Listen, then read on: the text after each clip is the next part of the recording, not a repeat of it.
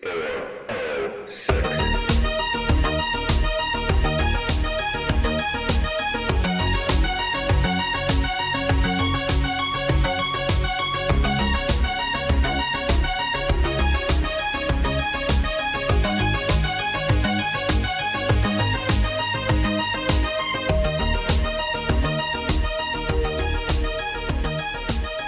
All right, good evening, ladies and gentlemen, and welcome to the 411 from 406. My name is Chewie, and I am joined once again by my brother from another mother, Mr. Pip. How are you, sir? Fantastic. So excited to be back here and podcasting once again. Very Yes, we pumped are. up. How are things? What's going on? Things are good, man. It's been a while, but you know what? It hasn't been like as long of a while as we typically take between episodes. So this is going to be, believe it or not, episode number 99 of the Shit. podcast. That's a lot of pressure, Yeah. man. We got to figure out what to do for the big birthday that we got coming up. Yeah. Yeah, so we recorded episode 98 on March 20th. Today's April 24th, so we're just over a month out, which is not terrible for our typical recording schedule. So No, not bad at all. yeah. So and we did we had a reason that we wanted to wait like an extra week or so. I think we're going to talk. We'll get into it. We're going to talk some WrestleMania on this episode of the podcast, which we haven't really talked. Like we watched, No. we texted a little bit. We really haven't. So Yeah, you and I haven't talked at all. And we did announce on the last podcast that we are going to start our own wrestling podcast and kind of prune some of this uber geeky wrestling discussion off of this one and onto the other one. But as we are in production of trying to make that happen, we would be remiss to neglect the biggest wrestling event of the year that just happened, which was WrestleMania 41. And it was pretty crazy. It was an interesting event. I think it very definitively had some highs and lows for sure. The low for me was obviously losing the trophy yet again. Congratulations, I guess I should say. Oh, this is really thank you. killing me. 3 straight years. And in all Yeah. seriousness, I have to ask you this question. So we do this confidence Yes. pool every year. And you and I and your brother kind of started this, and then of course we incorporated our children into it. Eventually, I brought mine in this year, and as with every year, as I'm whining and complaining and bemoaning the match or two that ended up screwing me out of it, because I feel like I come in really close every time, and then I end up losing at the end.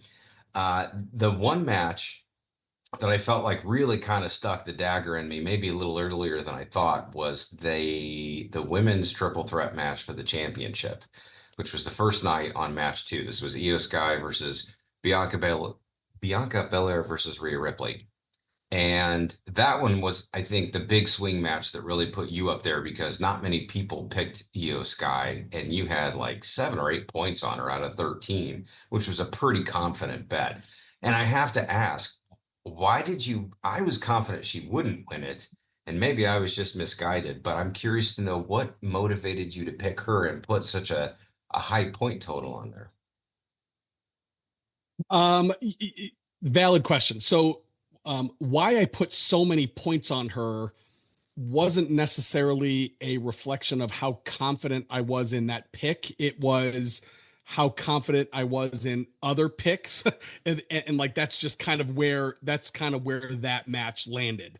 I just didn't think, I didn't think Rhea needed the belt. In my Sure. opinion, Rhea is the biggest female star in wrestling right now, and I don't think she needs the belt. I guess you could probably make a similar statement about Bianca. Bianca's right up there too, and I guess I was just looking at it from like what happens to all three of these women if they win and then if they lose. Nothing really changes for Rhea if she wins. Like her trajectory kind of stays the same. Mm-hmm. Bianca might, she kind of takes a half step up. Io, though, kind of is gone if she doesn't, like, she kind of falls off in my opinion. she kind of falls off the face of the earth. And so I figured, well, if if there's one of those women that really, really, really could use the title, that was my only logic behind it. So Yeah, I mean, that's fair logic. I think that was a brave pick. I thought for sure it was going to be Bianca, and that they were going to use this as sort of her heel turn, and then set her up with a program with Jade, or maybe even Rhea or something like that. yeah, But yeah, that one, I think if that one had swayed, if Bianca had won that, then I think I would have come through on that one because we were really close towards the end. we were. Yeah, I mean, Although, it was only 4 points at the yeah, end. although maybe it would have been tougher to, because I think Grayson had Bianca in that one too or something. Some other people did, so maybe it would have thrown off the balance in a different direction. But I just remember I just needed one of the last two matches, and I lost them both, and I was like, son of a bitch. Yeah, And the Becky Lynch thing really pissed me off because I knew the yeah, minute she came out, I'm like, I'm screwed. Like that was so I can't say it was unfair because I had a chance to change my pick, but also um, not knowing it was going to be her. If I knew it was going to be her, I would have put 13 points sure. on that match. And then she goes and loses it the next night on Raw. And I'm like, what the hell was the point of all that bullshit? Other than just to cost me a very muscular John Cena title. So annoyed by that, but not that I'm bitter. Yeah, I'll be honest with you. I don't like the title switch on Mania just to switch it back on Raw. I'm not a fan of that. They do that every once in a while. I agree. And not even for kind of our confidence pick, just kind of in general. I don't like that What's the point? because It it's it yeah, just it's kind of it's just a cheap pop for the WrestleMania crowd, which in my right. opinion doesn't need cheap pops. So Not cheap ones. um, Yeah, for sure. right, right. Um, so let's see. We'll come back to WrestleMania because we got lots to talk about with WrestleMania. I got a couple other kind of questions I wanted to run by you or talk to you about. I I think we have chatted about the potential of Young Guns 3, and I saw a rather long interview with Emilio Estevez the other day that I think I posted to the 406 Facebook page. Did you by chance watch that video? I did not watch it. I actually tried to watch it, and I can't remember if it was from my phone or if it was from the computer, but it was behaving very weirdly, and it wouldn't go to that link, and I couldn't find it. So I didn't end up seeking Okay. it out because I Okay. couldn't tell if it was 100% like legit or if it was a little clickbaity or what. But you said you saw it, so I'm curious to know what I you did. thought.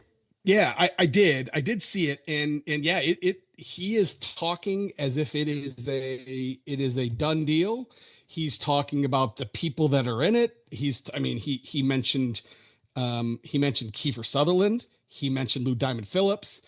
And the story that he's telling, because the reason he mentioned those two characters is, um, you didn't see them die on screen, is what he said. I would argue you saw Kiefer Sutherland die, but uh, Yeah, Lou Diamond Phillips, yeah. they're both Um, dead. I mean, they should be dead in my right. opinion, but So, but the story I think that he's wanting to tell is the story. What was the name of his character?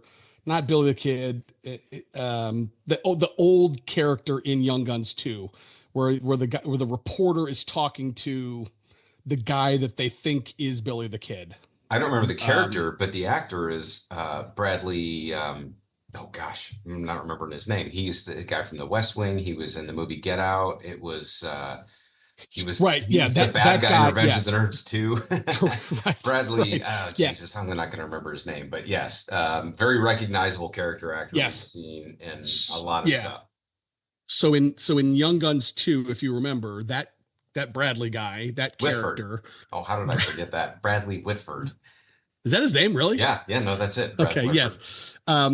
Yeah, so he is interviewing a very old Emilio Estevez who is, and again, I can't remember the guy's name, but the story that they're telling is Billy the Kid didn't die. He wasn't killed by Pat Garrett, and it's this guy and this guy is trying to prove that he is Billy the Kid.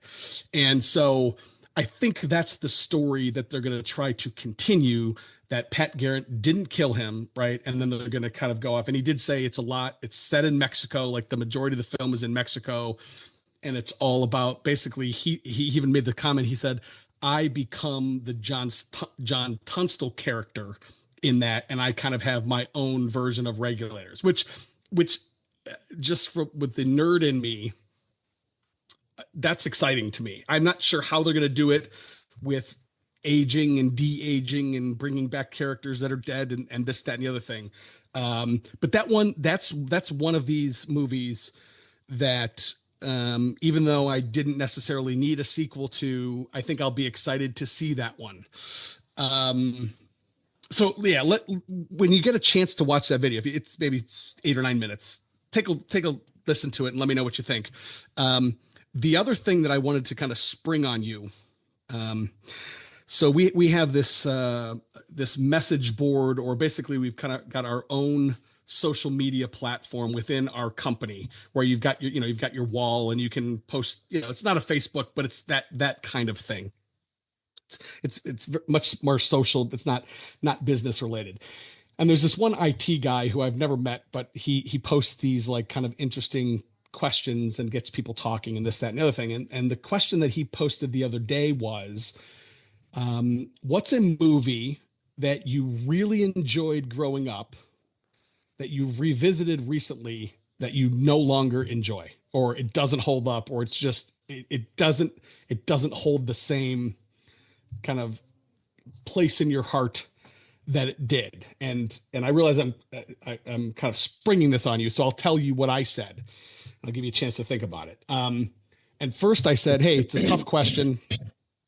It's a tough question because I tend to fall in love with movies when I'm young and just kind of continue to love them forever. You know what I mean? Like it's even if they're garbage movies, we joke about Megaforce, like those kind of things. Like I fall in love with something and then I just love it forever. So some movies that were in that thread, Dirty Dancing was in that thread. Not my answer, but Dirty Dancing was in that thread. Thelma and Louise was in that thread. Somebody said Scrooged, and it bummed me out so bad. Oh, that's horseshit. I thought so too, and I actually said so much.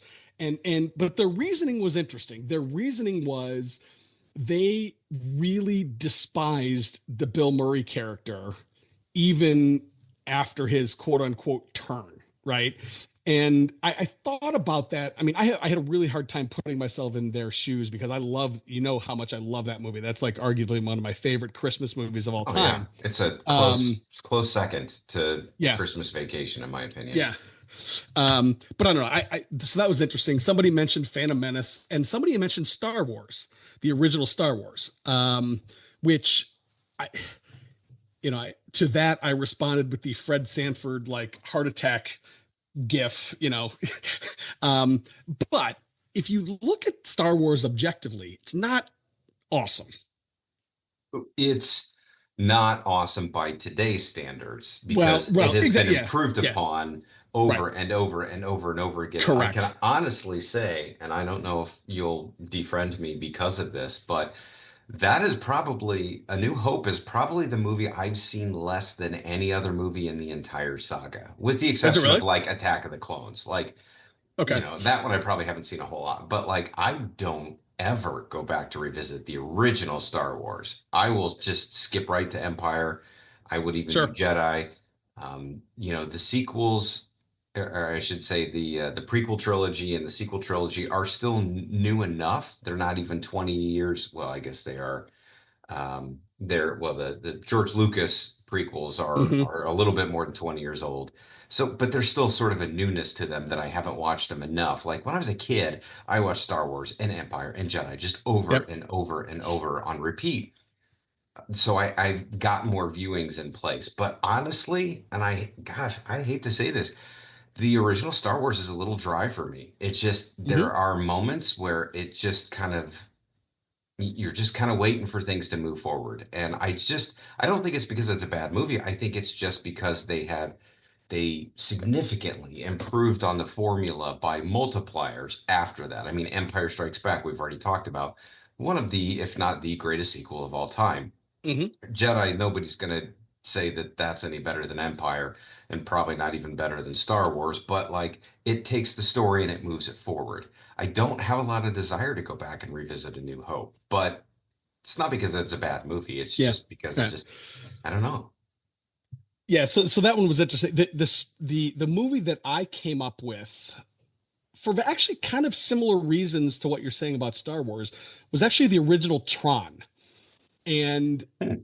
because, and again, it's not because it's a bad movie. It's just if you go back and you watch that movie now, and the other one I threw in there was like Dune. Um, Yeah, they're just the technology has come so far that if you go back and you watch Tron now, I mean it's beyond dated, right? And I understand that that's kind of like that happens with those movies that are technological or set in the future, right? It's just kind of the nature of the sure. filmmaking. Yeah, yeah. But I don't know. I thought it was an interesting conversation that I just kind of wanted to pass along. Do you have one like off the top of your head that somebody said Last Starfighter and I said, "Oh, Pip's gonna be Oh, pissed about that don't one." you fucking dare Right. discredit the amazing Last Starfighter, the movie that just Yeah. can't seem to get remade. No, that movie is glorious to me. It's a really good question. So I don't know if I'll land on one definitively, but the first Yeah. couple things that cross my mind, and one is going to be really fucking obscure. The first one, I think it's horror movies. I think it's going to be something in the horror genre because when I was a kid, I was very much entranced by the forbidden, if you will. Like I'm watching these movies and I know I'm not supposed to, and oh, these are things I've never seen before, and it was really crazy. Like a Friday the 13th movie for the most part, and we don't have to get into a debate about the franchises of the 80s, the horror franchises, but like Friday the 13th, a lot of them were kind of boring. Like they don't pop with action. They're not super creative. They definitely became very formulaic after time. So I think if you go back and rewatch some of those, it's just kind of a slog. I think it just kind of drags a little bit. But the one that I can honestly say that I did revisit sometime in the last couple of years. There was this movie that I used to love to watch as a kid, and I watched it over and over and over. And I think I watched it in the last couple of years. I'm like, oh yeah, this isn't a great movie. It's kind of silly. The effects are insanely dated. It's this movie called Dreamscape with Dennis Quaid and Kate Capshaw, and I believe Max von Sydow was in it. If I remember Oh, is he correctly. really? Okay. I think. And then the guy who he was such a good bad guy in that movie, I never forgot his face, although I will forget his name. He usually goes by three names, but he's like the bad guy in the movie The Crow as well. David something, and I'm not going to remember his name. Oh, like the main bad guy in The Crow. Yes, yes. Okay. Yeah, yeah. Was also the main bad guy in this Dreamscape movie because when I was a kid, I was really infatuated with dreams. I just thought they were the most incredibly magical. I don't know, they were just very interesting to me. And I read books on dreams and I was just very infatuated with the whole idea. So the movie of Dreamscape, this was, I don't even remember what year that came out. I think it was either right around 84, or maybe a little before. 84. I'm It looking at was it right now. 84. Yep. So this Yeah. is this is probably being made around at the same time as Elm Street. So this was pre Freddy Krueger chases you in your dreams kind of stuff. But the movie was not a great movie. It was pretty terrible actually. But I found it very charming to revisit, but I could put on my critical glasses and realize that yeah, this isn't something that I would ever recommend to anybody because it's just not that good. But that's the one that comes to mind that I think is interesting that I used to like as a kid and now it just doesn't hold up. That's interesting. Did you see it? Do you know which movie I'm even talking You about? know what? I'm sure I have seen it. I'm looking at the Wikipedia entry and like it sounds familiar. That guy's name is David Patrick Kelly, by the way. Is There you like go. the T was T-Bird. I Yeah. knew he had Um, a serial killer three yeah. name as well. Yeah. Yeah, I'll tell you, Pip, if the last time I saw that, it was probably 1986. I mean, yeah, Oh yeah. it's been a long time. Um, Speaking of like mid 80s, and I didn't remember this, or I didn't answer this on the original thread. I went back within the last probably 16 months, and I watched the original 2 seasons. I invested 2 seasons worth of the original Transformers cartoons. Oh, okay. They are not great. That's great. And it bummed me out. I was so bummed because like the first 2 episodes, I remember like they were, yes, you know what I mean? Like I've probably seen those episodes. And once you get past those like first 3 or 4 episodes, oh, they go off a cliff, and they are 100% to sell toys. And I guess I always knew that, but you know, G.I. Joe is kind of the same way. Is it? Like So that's what I was it wondering when is. you said this. I was wondering about the Rise of Serpentor. Do you remember that? Do you remember that? Like I they did do. like a series. I don't remember how many Yes. parts. It was like a multi-part series where Yep. they told the story about the creation Yep. of Serpentor and the fall of. I thought that was. I might be mixing this up in my brain with the G.I. Joe the movie, but like there was a series of that, and I've Yeah. always kind of been curious about revisiting that and wondering if it held up on any level. I don't know. I didn't get there. So if I remember, so there was two GI Joe like series that I remember. One was The Rise of Serpentor, and they had to go around. This was Dr. Mindbender, if I remember, and they had to Yeah, go yeah, and yeah. like raid the tombs of all of Yes, all these these like relics. like Genghis Khan Hmm. and Hitler. And yeah, so I remember that. And then the other one was the Mass Device, where they were Hmm.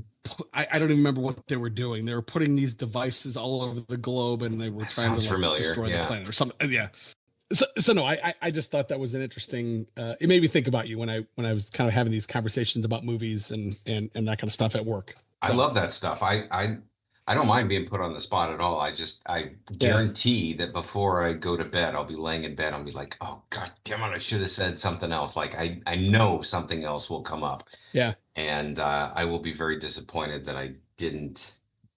I mean, I'll probably come up with something before the end of this podcast. If I do, then I will chime back in. But All yeah, right. Um, it's funny. I'm looking here at the cast of at the cast of Dreamscape. George Wendt was in that yeah, movie. it's not a That's bad great. cast. Yeah, George Wendt. that's crazy. Oh, I was just You're right, looking at it. Max von Sydow. You're right. Yeah, Kate and Capshaw. Yeah, yeah, it had some pretty decent people in it. I mean, Dennis Quaid was very young at the time. I don't think he I don't know if he had done Jaws 3. I don't remember what year that was. Probably right around the same time, to be honest. yeah. Um, so yeah. So, all right. Well, you got anything else you want to chat about? Or are we going to go Yeah. full No, wrestling? no, no, no. I got a couple things I want to go over. Okay. First of all, I'm going to plug this because I just don't feel like enough people are talking about it, and I'm not sure enough people are watching it. I'm sure a lot of people are watching it. The Last of Us season 2 came on HBO, believe well, there's been 2 episodes that have dropped. So we're talking about 2.5 weeks ago. And it is unbelievably living up to the storytelling of the video game. So the first season stuck very closely to the first video game in terms of the scope of the storytelling. They're following the beats pretty closely, which is great because I've gone on this podcast about this game many, many times about how it's one of the greatest games I've ever played and by far the best story behind a game I've ever played. And the second game was equally as compelling and emotional and just fantastic. And there are 2 episodes into the second season, and I just can't recommend this enough. It is so good. And if you, I don't, did you watch the first season? Are you familiar with it at No, all? I'm familiar with it. It's a post-apocalyptic zombie thing, right? Kind of. It's yeah, Yeah. it's a zombies take over the world thing, but it's I mean, I guess like, well, I don't know. I don't know if you're going to watch it or not, but it's a very heavy emotional story about this guy and this girl who are going through this quest, for lack of a better term. but there is a pretty significant moment towards the beginning of the second video game and that just aired in the second season that is just it was so powerful and it was so crazy and it was really well done and I can't wait to see where they take it from here. But I just can't gloat over this enough, especially being a father, which sounds kind of goofy, but the story has a lot more meaning and a lot more it presents itself to the viewer who in my position like gosh what would I do if I was a father or if I'd gone through the same things that this protagonist had gone through. I don't even call him a protagonist to be honest because it's there are good things and bad things that everybody in this show are involved in, so it's not a black and white kind of good guy, bad guy thing. It's very much dependent upon the perspective that you're watching the show. And because of that, I just think it's really brilliantly done. So I would highly recommend. I know you probably don't watch much of the stuff that I tell you to watch, but this one is really good. And it's definitely worth checking out, especially before it becomes spoilerish online. And yeah, I just can't say enough good things about The Last of Us season All two. right, cool. It's very Game It's of it Thronesy in terms of the scale of what they're doing, not necessarily the type of storytelling or the number of characters or anything like that. But like there's this really intense action scene in the second episode that is so well done, and it's really fantastic. okay. It's Pedro Pascal, right? Hmm. Okay. All right. Yeah, two Um, characters. The two main characters are actually from Game of Thrones. Ironic, Pedro Pascal and Bella Ramsey, I believe is her name. She was in that oh, show as okay. well, which will be lost on you because I know you didn't watch that show. But Okay. uh, Okay. yeah, We they are are a lot we better. are we are make slogging our way slowly but surely through the last series or the last season of Cobra Kai. Okay, And all right, nice. the reason we're going so slow is because we're watching with crew, and so it's like we need to find like once every week or 10 days or whatever we'll find a time where the three of us can get together and a lot of times we don't even finish like an entire episode and they're only 38 minutes, Yeah, so it's like we'll sit down for 20 minutes and watch, so we are. I do have to say though, the name of this tournament, the Sakai Tai Kai Katai Sai Kai, is the dumbest name. I don't even know what it's. I can't even say it. It's so Takai stupid. Takai. And there you go. And it's Yeah, right up there with the idiocy that we've talked about on this podcast. The fact that everybody and their brother practices karate. But anyways, but that being said, you are spot on with every review that you ever talk about that series. It does fan service better than anything else, any movie, it makes the movies better. It makes the original source material better. They've done it better than anything that I can think of. yeah, Maybe with the exception of The Force Awakens, but that's a different but it's just great though. I love it. yeah. No, I totally agree. I'm glad you're finally getting into it or getting through it. Yeah, I want to be very clear. Like, it is not the best show. It's not the most well Right. written or best acted show by any means, but it somehow captures a magic and a nostalgia that the old movies had. And I think for me personally, I love the first movie. I actually love the second movie. Maybe it's not a really great movie, but I I like really that one love too. that movie. The third movie was such an incredible letdown and a disappointment that I found myself like fan booking what the third movie should have been, and it should have been this and it should have been that. And I know we've talked about that on the podcast as well, but they have corrected a lot of those wrongs from that third movie and they filled in a lot of those gaps. And you could certainly argue that they've overfilled it and it's too obnoxious and it probably should have been about 3 or 4 seasons versus six. But I never got tired of the ride. I really enjoyed all the characters. I really enjoyed rooting for Daniel and uh, Billy Zabka, Johnny Lawrence to become friends and to become close, and that's where I think that really pays off in the end. And so, yeah, I'll be anxious to hear. I already sort of forget a lot about what happened towards the end, but I'll be really anxious to hear your review when you finally complete it. Okay, cool. Um, what else you got? You said you had a couple things. Was that it? Well, so we're NBA playoffs time, and I know you're not a big Yes, NBA guy, but your Cavs are number one in the East right now. they're up However, 2-0. my Yes. Celtics are number two in the East. I think Yep. it's inevitable we see a showdown in the Eastern Conference Finals between these two teams. Now, I bullishly think with the Celtics pedigree and the experience, if their lineup is healthy, I don't know who's going to stop them, but Hmm. the Cavs had like the best record in the league, I think, or at Hmm. least pretty damn Yeah. close. So I don't know. Like, what do you think? Can you be objective about any predictions at this point? Um, yeah, I can. Boston scares me a lot. I'm really, really happy that if we get there, we will have the home court advantage. I think that helps us drastically. If we shoot the way we can shoot, I don't know that there's a team in the NBA that can beat us. But I mean, like if and I know Jason Tatum was out the last game for the Celtics, but they still won by 27 points or something ridiculous like that. Or at least they were up. I don't know what the final score was. I I know don't they think it won the was game. that much at the Yeah, end, but yeah, they yeah, they handled the game pretty yeah. well, pretty much the entire time. I mean, I don't see that being an easy series. I don't see that being. I mean, that's going to be a 7 game, 6, 7 game series. Like either way. I don't know. They scare me. I think whoever wins the East, I think probably wins the NBA championship, in my opinion. But who knows? But when you Yeah. get to the NBA finals, anything can happen. Um, but yeah, I think you're probably right. I think something weird will have to happen to one of those teams for them not to make the NBA or the Eastern Conference Finals. And it most So likely will. I don't know who it's going to be, and yeah, but I could see definitely that being the deciding factor between something yeah, like that.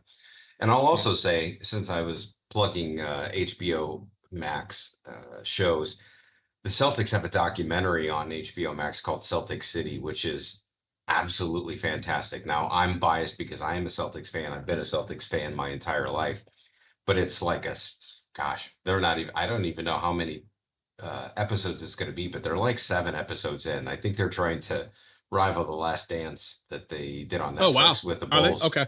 But I mean, they start back from, the days where the team and the franchise was created, and Red Auerbach and Bill Russell and Bob Cousy and John Havlicek and all these guys, and then through, the 70s with Dave Cowens, and then into the 80s with Larry Bird and McHale and Parrish.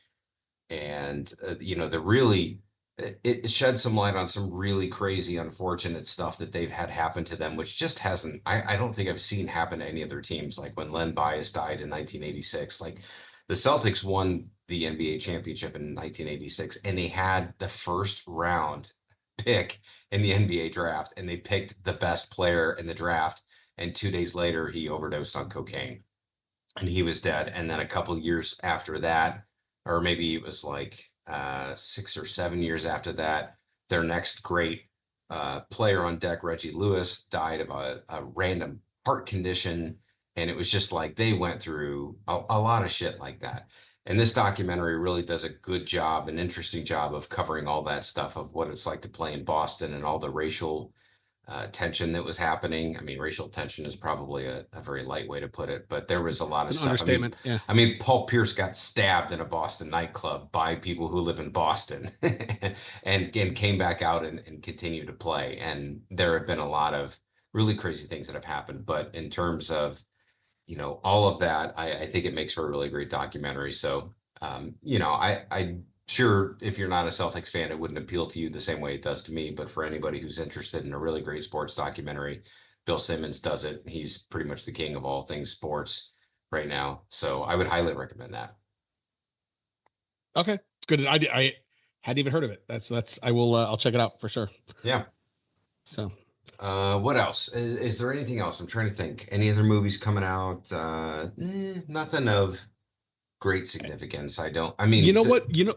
You know what caught my eye is this movie that's in the theaters now called Sinners. oh It yeah, looks Michael B. Jordan. it looks awesome. I don't know the first thing about it other than the couple trailers I've seen. It looks amazing though. Yeah, I've seen some press on it, but I have not gone to see the movie. I haven't been to the theater, unfortunately, for a minute or Yeah. two. And I would like to get back. I know the Marvel's got some stuff that's coming out this summer, so it might be a good time to get back and see some of that, but we'll see what happens. Is there we talked about, did we ever talk about on the podcast about Robert Downey Jr. playing Doom? I don't remember if we talked about it or not. No, I don't think we've covered it. I think it's oh geez, I don't really know how to think about it yet because I think it's kind of a cheat, but also I'm super interested in it. Like it's got me hooked into what it will be. My my question is going to be, can they keep us interested until that point, right? Because these doomsday movies or whatever, like I don't think it's until at least what late next year or maybe 2027. I can't remember when that movie comes out, I don't but remember. there's a lot of time and they're still really struggling to find their ground with anything really meaningful. I mean, I think they were really banking a lot on Captain America, and I think it was perfectly average, but didn't do anything to reinvigorate that Marvel brand or anybody's discussion around what's next. We had a lot of multiverse conversations. I guess that we should say that Spider-Man 4 has been officially announced and Tom Holland is officially back in it.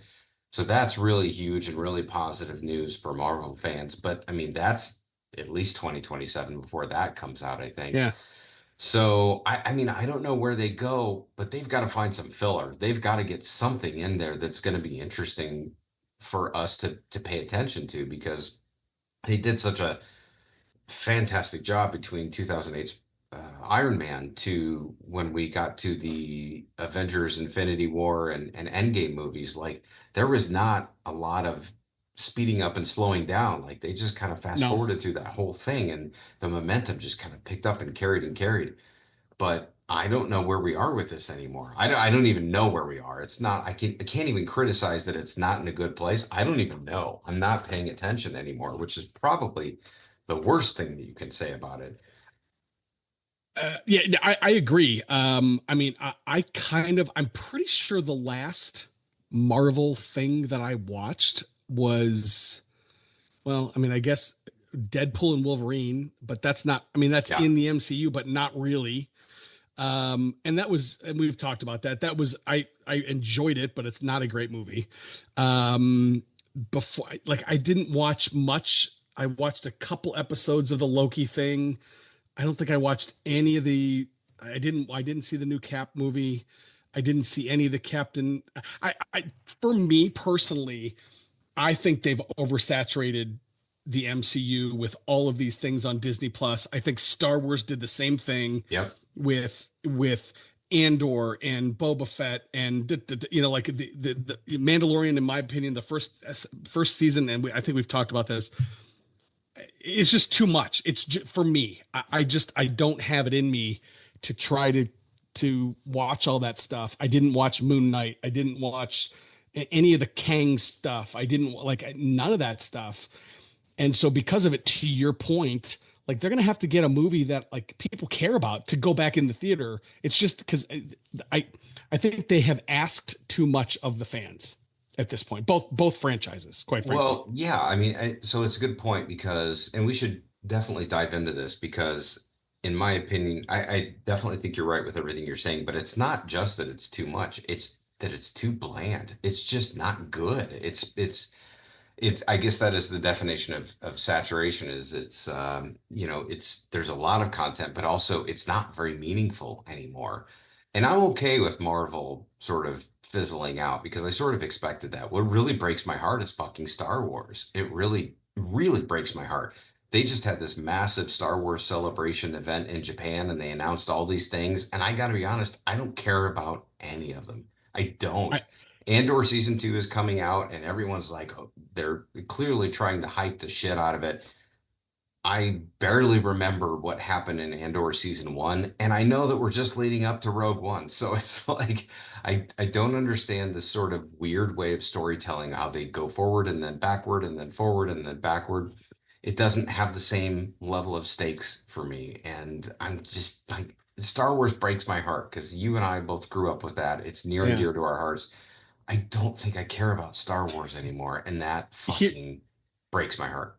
dude, it sucks. Here's the best way I can describe Star Wars. And I understand that I am not every fan. I get that. But I will say I'm also not no fans, if that makes sense, right? So I'm a guy in my mid 40s that grew up, to your point, loving Star Wars.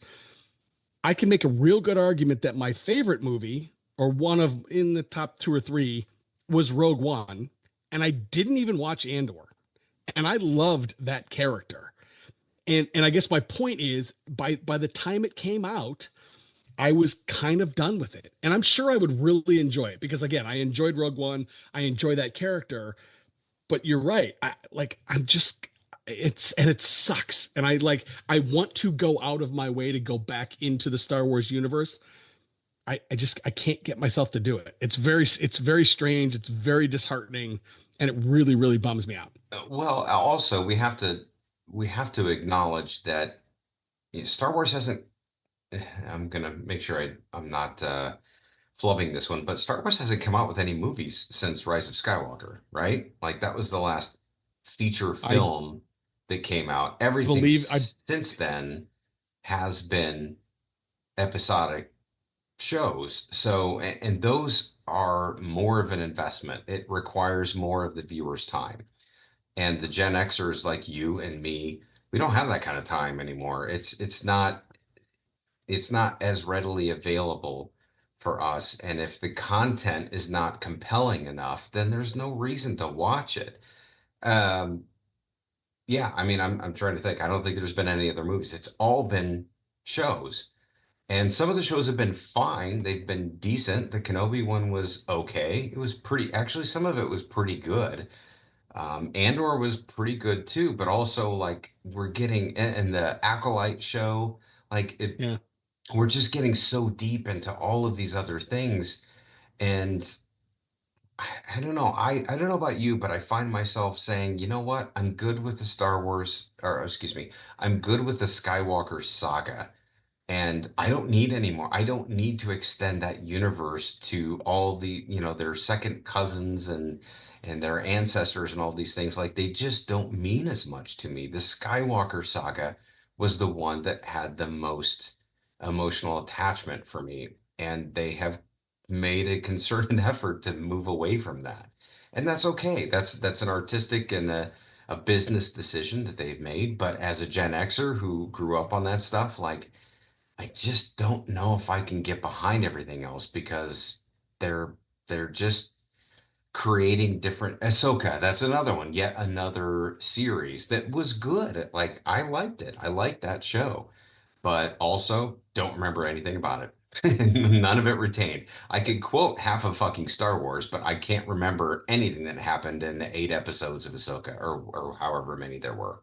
You know what I mean? Like, is that making I, sense? I'm rambling, but no, it makes perfect sense. And yeah, no, it makes perfect sense. I guess it And I just think you're enhances your point, which is it's the saturation piece of it, right? There's just so much content. We can't tell a story in 2 hours anymore. We have to tell it over 8 to 10 hours. And in order to do that, you have to fill that time with a lot of bullshit that really doesn't yeah. ultimately matter. And so it's hard for me to pin the important story parts to my brain to say, yeah, this is what I'm excited about. This is what I can't wait to see next time. Those things just don't exist anymore. And I sincerely hope they get back to making movies versus these shows, but I don't know. Yeah. Like I don't even have any real faith that if they do that, it's gonna be worth my time. Yeah. So two more quick points on Star Wars, and then we can move on. And Okay. we've recorded almost an entire episode at this point. But anyways, one the first thing is Revenge of the Sith is actually in theaters right now. I don't know about Yes. at around here. It's in theaters for its 20th anniversary. Which, first of all, that's crazy that it's been 20 years since that movie came out. Secondly, I think I'm going to go see it. Are you So really? I think I'm going to. I think I'm going to go. That's Here's cool. well, here's why. That's Grayson's favorite movie. That's his favorite Star Wars movie. No, no kidding. Yes, it is. And Wow, so, that's a yeah, generation thing right yeah, there. it is. The other thing that I saw was this was from Nerdist, which I don't read all that often, but they are reporting. This is back in just last week. They are going to start a British film festival in June. They're going to screen the original version of Star Wars, like the OG pre George Lucas updates, Han shot first, the whole 9 yards. They're going to show it at that screen at that film festival. And I think what they're suggesting is that may lead the way to a theatrical release, which would be, I don't know, kind of ironic after we just talked about how that movie's not great or doesn't hold up all that well. But I hadn't seen that. I just ran across it the other day, which I thought was interesting to see that version of the film. I think would be cool. Yeah, no, I mean, to be fair, I think the movie does still hold up. I just think that personally, it's my least favorite because Yep. of certain aspects of it. But yeah, I read that too, that I don't know why they're doing it. Like, I don't know.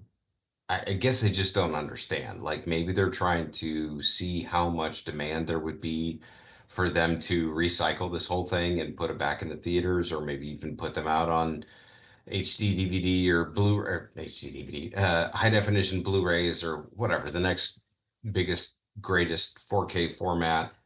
Yeah. Um, I, I, I don't know. Like even I don't even know that I could get that excited about the original versions because I don't watch them enough to Yeah. really get excited about that. And aside from Star Wars, I was gonna say I like some of the updates that George Lucas made. That might be a I very do too. controversial hot take. I do too. Maybe not in Star Wars, and definitely not that fucking Muppet sing-along song in And Jedi. Jedi. But Empire was great. I thought Empire did Yeah. really well. Like they did some really amazing stuff with Cloud City when they put in a lot of the background stuff when they were there, and they did some nice touch-ups here and there. But yeah, I mean, I don't know. Like I would worry that going back and seeing the original movie in the Won't be theaters, great. Won't you'd be be great. like, "Ugh, Yeah. some of it doesn't really hold up as well." Like Yeah.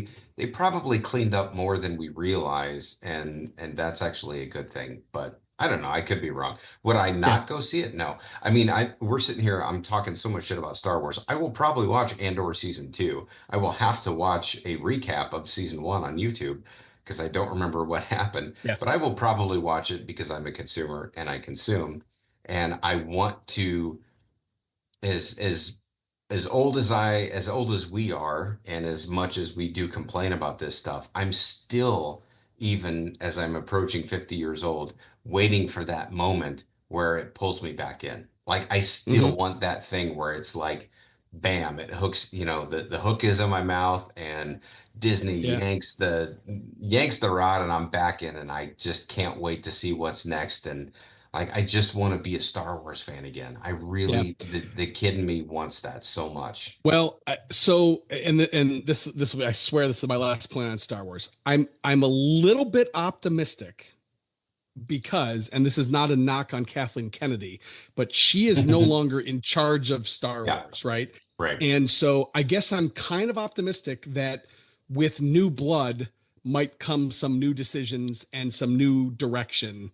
And again, it's not, it's, I know people on the internet love to shit on Kathleen Kennedy. That's not my point. My point is if you and I don't like what's been happening and she's been in charge, right? The logical conclusion is if you change who's in charge, maybe we'll get something different. That's all. So, Absolutely. I think that yeah. kind of change could reinvigorate people. I get excited about that kind of change. And this will dovetail very nicely back into the wrestling conversation as it relates to the old regime of Vince McMahon running everything versus Yes. the Triple H version of everything, because we've given Triple H a lot of credit for everything that he's done. And this WrestleMania might be the first time we have to ask ourselves, okay, was this booked right? Did this go the way that we wanted it to? Because I I suspect, and it may just be the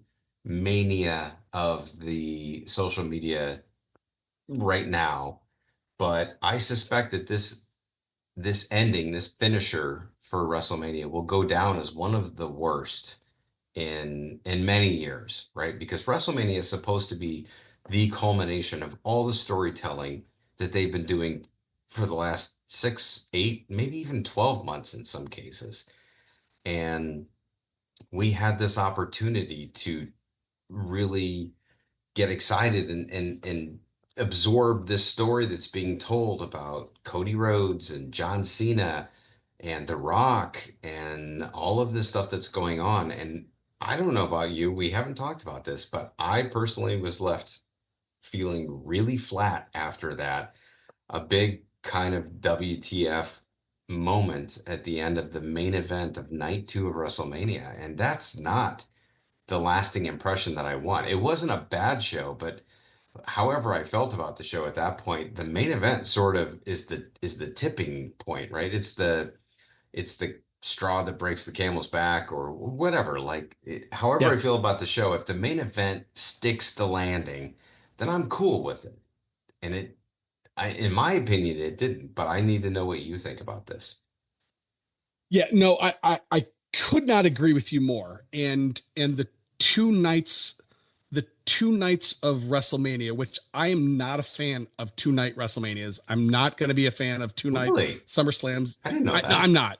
In general, I'm not. No, I would rather, actually this year it's my birthday and my wife's birthday for SummerSlam, which, neither here nor there. Last year it Right. was on my birthday. We were in Cleveland, but, um, Yes. I, so again, so put that aside, the fact that I'm not a fan of 2 night WrestleManias, and I'll actually will come back around to that because I have a point. But the main event of night one was amazing at the tail end of a show that overall, in my opinion, wasn't awesome. Yeah. The main event of night two was god awful, in my opinion, on the tail end of a show that was pretty darn good. Yeah, So I it think was so. it was a really interesting dichotomy when you put those two together. I think for me, I think there was enough matches on that 2 night card that you could have built one card that was absolutely amazing. Again, Yeah. we No. can argue about it. But to your point, if they were going to book that main event the way they did, that main event was going to leave us flat no matter how good the card was. I Yes. I could I haven't gone back and thought about every WrestleMania main event. I can't think of one. I won't say it was bad. I can't think of one where I was as let down though. Oh, I can think of one. Can you? Oh yeah, for sure. There's only one that maybe eclipses this one. And I'd be surprised if you didn't think of it because Well, it's okay, it's hang on. Let me from think. Let me our think. it's from our generation. It's from our wheelhouse. It is from our wheelhouse. Oh, what when Hogan won the title of WrestleMania 9, ironically Yes. enough, in Yes. in Las Vegas. Ironically enough, Yeah. maybe, and somebody's going to be like, "Hey, that's why we did this is because finishes in Las Vegas are terrible or something like that." Like, but they did a whole documentary on Peacock about WrestleMania 9, and because that was one of the first WrestleManias that they actually started filming a lot of behind the scenes stuff, which was fascinating. If you haven't seen that yet, you have to Is it watch that. good? It's Okay, I so haven't watched good, it. Is it good? Okay. so fascinating, so interesting. A lot of behind the scenes stuff and current interviews with like Bret Hart, Hulk Hogan, a lot of those guys. But um, yeah, that was a very polarizing one because, well, for a lot of reasons that we don't need to go into now. But I think that it's interesting you say you don't like the WrestleMania 2 night format. I actually really like that. Only because it just takes everything and it extends it out, and I like Hmm. that. But I don't like it when it doesn't pay off. When the like this was the first year where I felt like the matches just didn't live up to the hype. Like the last couple of years, I thought they were pretty good. The year that Cody and Roman fought for the first time. I think that was WrestleMania 40. Like, I remember that being a really solid WrestleMania. The first night's main event, if I remember correctly, was the tag match where Kevin Owens and Sami Zayn Hmm. won the world titles, and that was fantastic. Like, they just did a good job of building momentum through the two nights. This one just it didn't feel like that. It felt very stilted to me. Like they had some highs, they had lows. It kind of went up and down through the whole progression of the whole thing. I don't know, and I wanted to ask you this, and I feel like I'm rambling, but what was your favorite match of the entire card? Could you name which one you thought was the best? I know my answer, but Um, what was yours? let me see. I'm gonna have to. I'm gonna have to cheat and look at the matches. Just let's see. Um,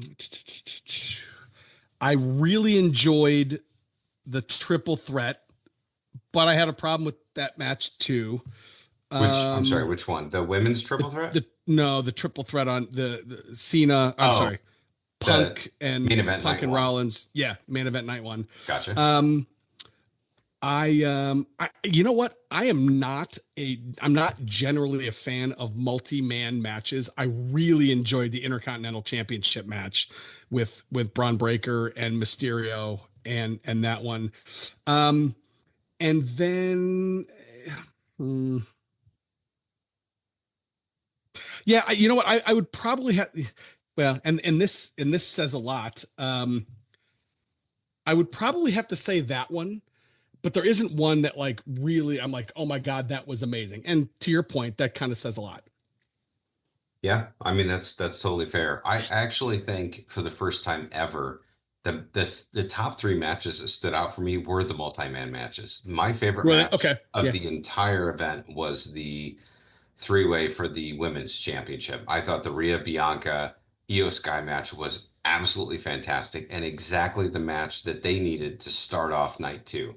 Because night one was the Jey Uso Gunther match, which Hmm.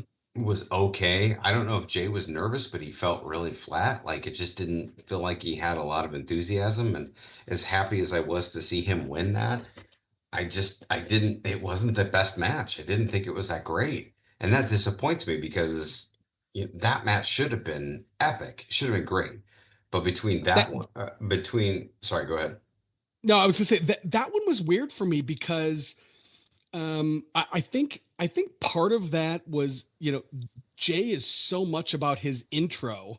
I really think the reason that he was kind of flat coming in is he didn't want to blow up during the intro for his match, right?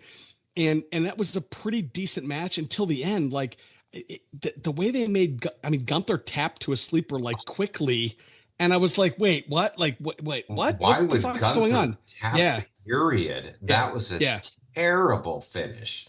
yeah, Like I'm all about Jay winning. I was really excited about that, but to have Gunther tap is yeah. absolutely just it's ludicrous. I don't understand that at all. But yeah, my favorite matches on the card were probably the four-way for the Intercontinental. I love to see Hmm. Dominic win that. I love the heightened tension and the Judgment Day. Yep. Obviously the women's match, which I just mentioned, was probably my favorite of the whole event. And then, the main event for night one, I thought was really good. I I mean, it was a good match. I don't know I where didn't like they're the ending. going with the finish. I Yeah. don't know where they're going with the Paul Heyman thing. I mean, it was a nice swerve. I don't know that it makes a lot of sense to me yet, but I'll give them some time to flush out the story and tell me what they want to do with it. But yeah, those were the Yeah. matches that were the best ones. The other ones were kind of boring, and I don't know why. I don't know if it's because they just didn't tell the stories well enough or whatever, but like some of them were just like I couldn't wait for them to be over. And that's like the Drew McIntyre Damian Priest Priest. match, the street Yeah. match. It was like, yeah, okay, I guess, but it wasn't bad, but it was just kind of a snooze fest. I don't know. Yeah. And I guess the one thing that I will say is something that Chris Van Vliet on his show which is amazing if you're not listening to it. I know you listen to it. Yeah. I do It's every it's an time. Yeah. amazing wrestling podcast. If you're not listening to it, you absolutely should go check it out. But one thing he says is, kind of give it time, give it patience, right? And I guess that's what I'm going to say about overall about this WrestleMania and kind of coming out of this show. I'm hoping that there are things that happen in the future that we're going to go back and make this event more impactful. But I agree with you. Like as a um as a show, as a standalone show, without any other future context or what have you, it was kind of a boring show. And that really bums me out because I mean, Gunther was a really, really strong champion. Yes. And he lost in a really, really weak way, in Yeah. in my opinion. Um, you know, I think they did a really good job building Io Sky, and now that I think about it, another reason I picked her, we started talking about like an hour and a half ago. The entire build to that match made her the afterthought to Bianca and Rhea. And that's another reason why I picked her, because I was like, she's the champion. They're not going to like diss her that way. You know what I mean? Like, and just like make her literally an afterthought. I don't know. I thought that would have been a bad booking decision. Um, Sure. so again, Gunther looks weak coming out of Mania. I mean, and then the Raw after Mania, he beats up Pat McAfee and Michael Cole. Okay, like that's a heel move, but that doesn't make him any stronger. You've got you've got the Seth thing, which to your point doesn't really make a whole lot of sense. Okay, it makes sense, I guess, to have Paul turn on Roman. Does it make sense to have him turn on Punk? I don't know. I mean, I haven't seen any sort of compelling reason for that.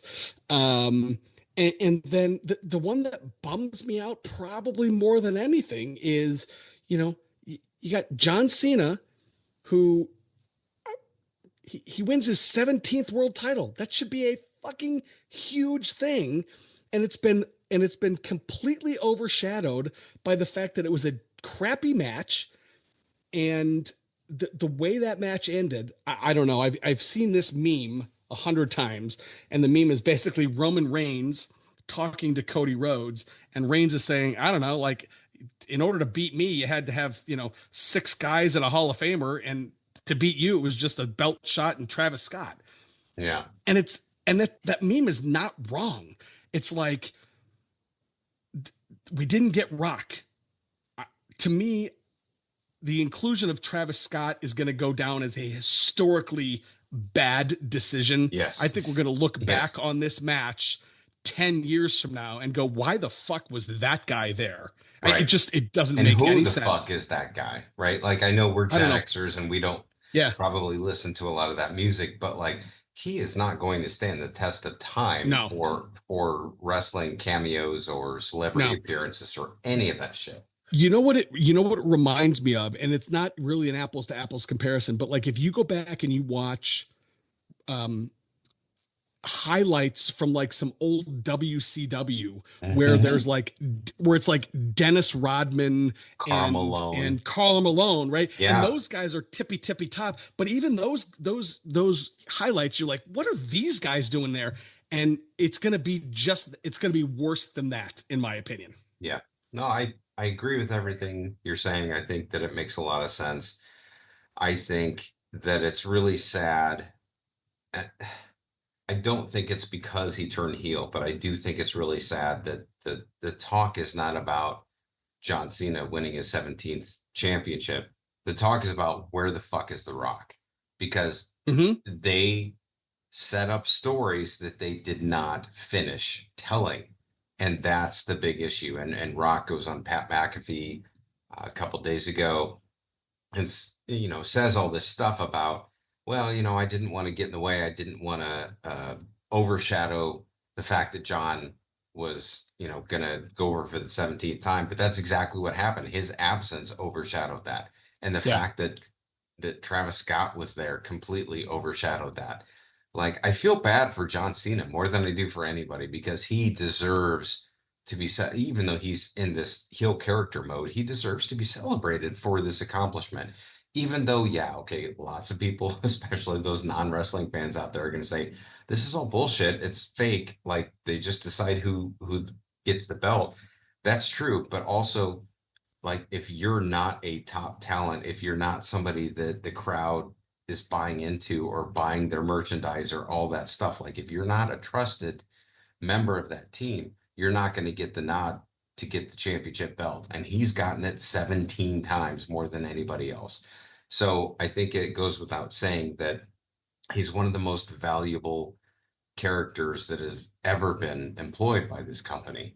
And it's just, it really is sad that the whole thing is getting overshadowed by a really shitty booked main event. And I don't know. I hope what they do is they take this and they use it, right? Like, I hope Cena incorporates this into some of his promos and says, like everyone's bitching at me because they didn't like the way WrestleMania, I hope they do something like that. I think it's fun that they're going to bring Randy Orton in now and he's going to be the next foil for John Cena. But, it really bums me out. Like your point earlier about, storytelling and Chris Van Vliet when he says you got to be patient. I fully buy into that concept, except for WrestleMania. WrestleMania should be the fucking finish or the culmination of all of these stories. I mean, we're going to continue to tell the story, so they're not over, but there should be an ending to some of these stories, and they just didn't stick that landing, in my opinion, and it really disappointed me. Yeah, I'm not really sure. I don't think how can I say this? I can't foresee any bit of context in the future where I'm going to go back to WrestleMania 41 and reevaluate that show and think it's good based on future context. Does that make sense? Yeah, no, it totally Like, does. But would you do that for WrestleMania 40, 39, 38? Like I probably wouldn't. I would go back to the one where Cody beat Roman because that was a very landmark event. But so that other was than 40. That was last year. okay, Um, yeah, yeah. Was that 40? Yeah, yeah, that that was was last 40. year. And then but again, but that remember the way we talked about that, that was amazing. That was a culmination. Yes. That was like the Avengers Endgame version of Yes. WWE main event, and you didn't even have to know the finish the story to get pumped with that. Right. Like Exactly. to your point, right? Like WrestleMania kind of should be.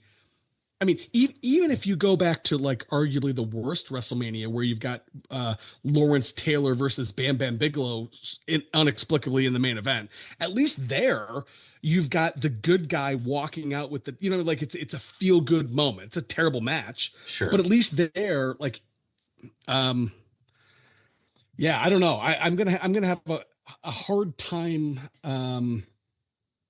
because the best thing you're ever going to be able to say is, oh yeah, that was the beginning of a great story. That's the best Yeah. thing you're going to be able to say, right? Right.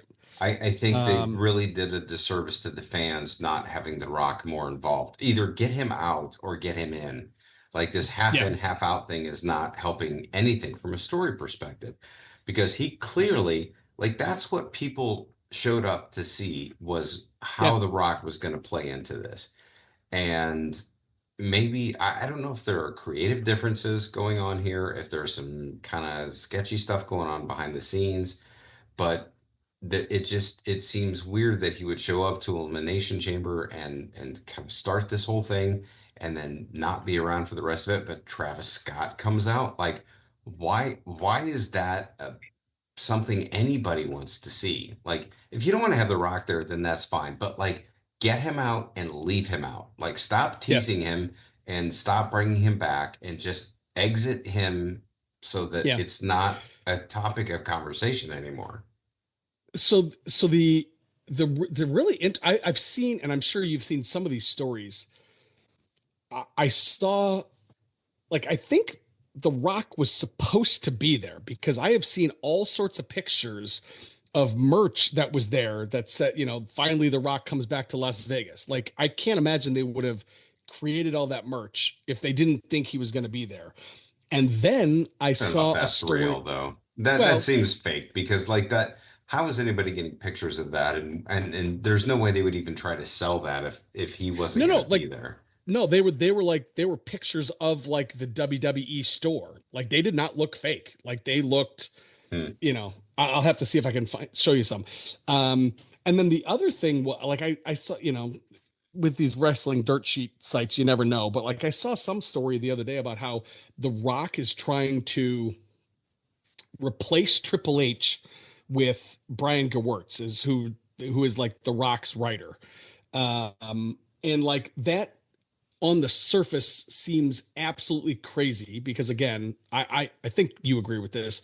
Like the Triple H era thus far, with the exception of WrestleMania 41, has been really, really strong, in my Massively opinion. successful. Like Yes. really strong. Yeah. And so that seems kind of crazy.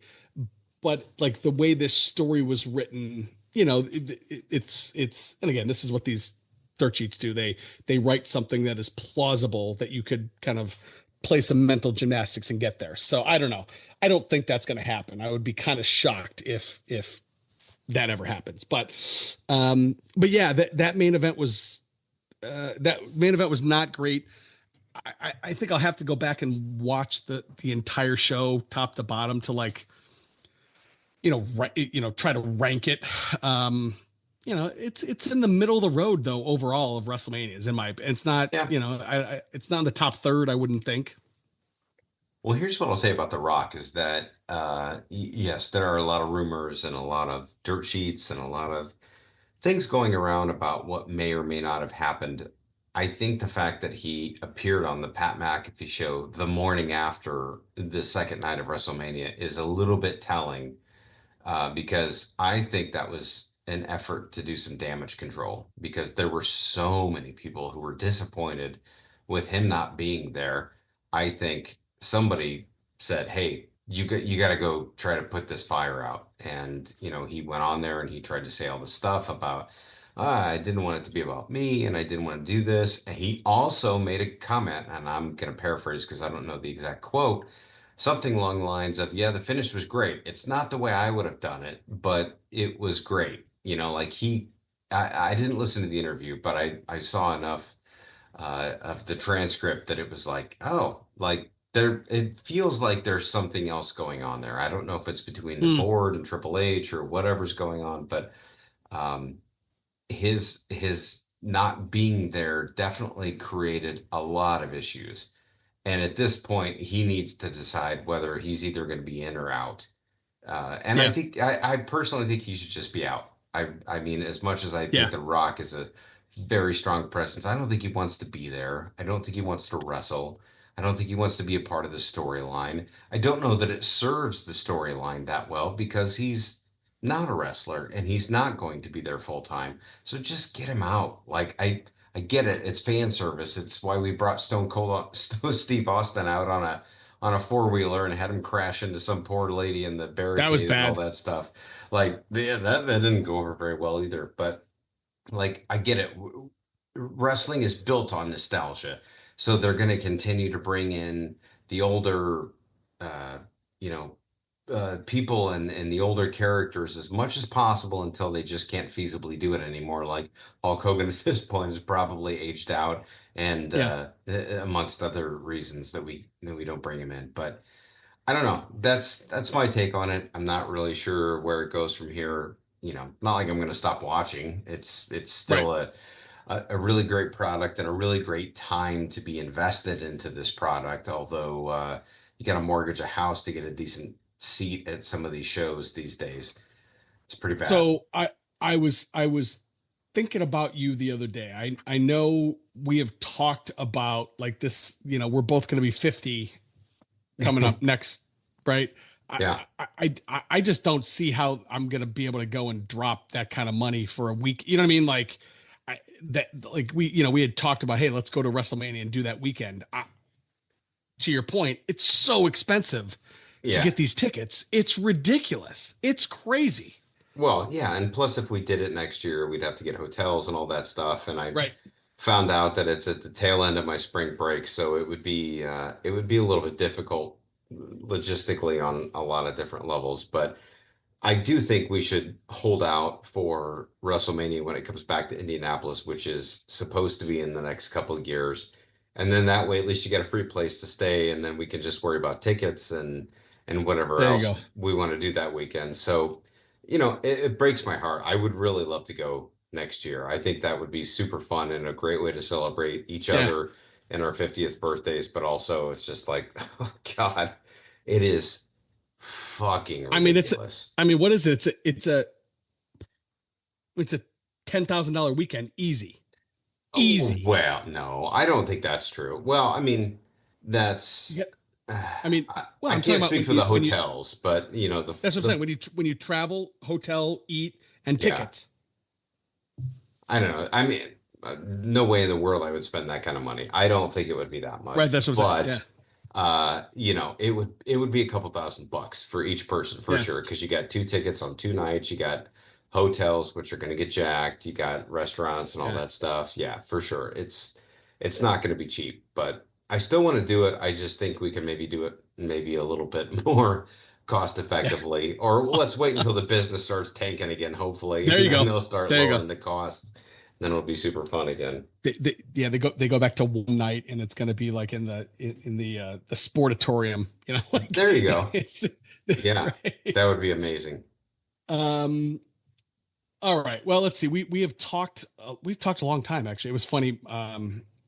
Larry said, he goes, he made a comment. He said, if you guys want to have more episodes, he goes, just make them shorter. I can't I make was them like, shorter. It's not possible to make these episodes shorter because I mean, I only get to talk to you like once every couple of right, weeks in this right. format. So when we do, like, I just can't shut up. That's my We problem. just go. We just go. And blame So, me, Larry. It's totally yeah. fair. I'm okay with that. All right. Well, hey, we this is episode 99. So we got to put our heads together and figure out what we're going to do for 100. It could I don't I have no idea what we should do. But we got there. We got one episode to go and I'm excited. I'm excited for the new wrestling podcast, which is still coming. We're not like putting on the shelf. It's just like Yeah, we have some reasons why we didn't do it. So it's coming. But we wanted to chat WrestleMania tonight and all this other stuff that we talked about for another hour. absolutely. Yeah, super excited about it. We've got some fun stuff coming up, and I can't wait to plot out our 100th episode. I mean, I don't think I have been on for 100 episodes, but you started this a long time ago, and then Yeah. I kind of helped jump in, and I mean, it's been nothing but excruciatingly fun ever since. So I can't wait to figure out what the hell we're gonna do to celebrate. Maybe we'll drink. I don't know. I mean, that's a possibility. There's a first time for everything, right? Exactly. There you go. There. All right. On that note, that's Mr. Pip. I'm Chewy. This is the 411 from 406. Aloha. Adios.